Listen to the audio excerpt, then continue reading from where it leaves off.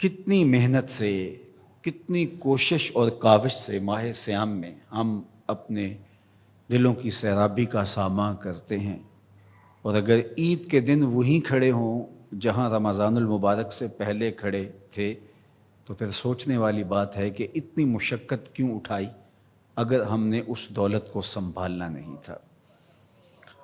تو اس لیے اللہ سے یہ دعا مانگیں، ربنا لا تزغ قلوبنا بعد اذ ہدیتنا، اللہ ہدایت کے بعد ہمارے دلوں کو دوبارہ ٹیڑھا نہ کر دینا۔ روشنی کے بعد جب اندھیرا پھیلتا ہے تو وہ زیادہ گہرا ہوتا ہے، ہدایت کے بعد جب دوبارہ گمراہی کے اندر بندہ گرتا ہے تو وہ گمراہی زیادہ شدید اور سخت ہوتی ہے اور دلوں کو اجاڑ دیتی ہے۔ اس لیے اللہ سے ہدایت طلب کریں، اور یہ ہمارا وظیفہ ہے۔ ہر روز ہر نمازی ہر نماز کی ہر رکعت میں اصالتاً یا وقالتاً عرض گزار ہوتا ہے، اہدنا الصراط المستقیم۔ یہ وہ چیز ہے جو ہم روز مانگتے ہیں، لیکن اس مانگی ہوئی چیز کو، جس کو ہاتھ باندھ کے جھولی پھیلا کے طلب کیا، آوازیں لگا لگا کے جس کو حاصل کیا، اس کو پھر یوں ہی نہیں چھوڑ دیا جاتا، قیمتی چیز کی حفاظت کی جاتی ہے۔ تو یہ جو دولت ماہ صیام میں اللہ نے ہمیں نصیب کی، اس کو روحوں میں جذب کرنا ہے، اس کو باطن میں اتارنا ہے، تاکہ ہمارے دل سیدھے ہونے کے بعد دوبارہ ٹیڑھے نہ ہو جائیں، اور پھر وہی اندھیرے، وہی گمراہیاں، وہی ہماری زندگی کے تیور اور لچھن ہمارے لیے بربادی کا پیغام لے کر آئیں اور ہم اپنی خواہشات کے اسیر ہو کے رہ جائیں۔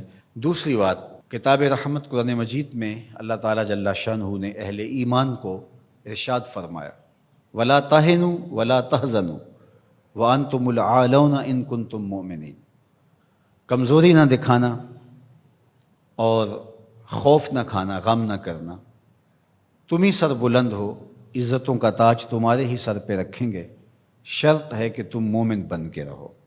تو اللہ تعالیٰ جل شانہ کا یہ نظام ہے، تو اس نظام کے تحت ہمیں ہمیشہ اپنی ہمتوں کو مجتمع رکھنا چاہیے، اور ہمیشہ اسلام کے دیے گئے ضابطوں کے مطابق اپنے آپ کو ڈھال کر کے زندگی بسر کرنے کا عزم کرنا چاہیے، تو پھر رب کا وعدہ ہے اس کی بہر صورت تکمیل ہوگی۔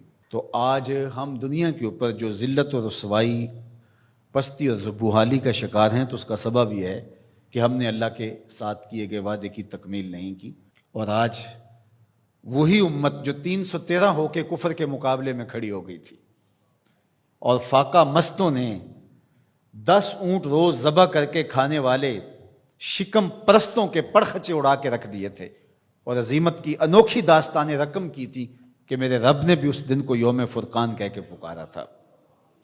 آج یہ وہی امت ہے، 56-57 اسلامی ملکوں کی افواج، جدید میزائل، آلات حرب و ضرب، اور ہم دنیاوی وسائل سے مالا مال 56-57 اسلامی ملک آج یہ منتیں کرتے پھرتے ہیں کہ سلامتی کونسل کا اجلاس ہی طلب کر لیا جائے، اور وہ کس بے نیازی کے ساتھ کہتے ہیں کہ نہیں اب چند دن بعد کریں گے۔ کیا یہ دن بھی ہم نے دیکھنے تھے؟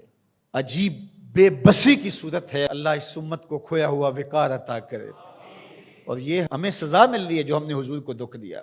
میں آپ سے پوچھتا ہوں، گھر کے سربراہ کو کتنی تکلیف ہوتی ہے جب اس کے بیٹے آپس میں لڑ رہے ہوتے ہیں؟ اس کا دل خون کے آنسو ہوتا ہے۔ تو جب امت آپس میں 73 گروہوں میں بٹی ہو تو رسول اللہ کو کتنی تکلیف ہوتی ہوگی؟ گنبد خضرا میں حضور کتنے دکھی ہوتے ہوں گے۔ تنکا تنکا کر کے حضور نے یہ امت جوڑی تھی، تنکا تنکا کر کے کتنی اذیتیں کاٹی تھی حضور نے اس امت کے لیے۔ مختلف مزاجوں کے لوگ کو ایک امت بنایا تھا حضور نے۔ سلمان فارس سے آئے تھے، صہیب روم سے آئے تھے، بلال حبشے کے تھے، حضرت ابو بکر و عمر مکے کے تھے، حضرت سعد مدینے کے تھے، کہاں کہاں سے لوگ آئے، ان سب کو جوڑ کر کے ایک مزاج دیا، اور وحدت کی لڑی کے اندر اس امت کو پرو دیا۔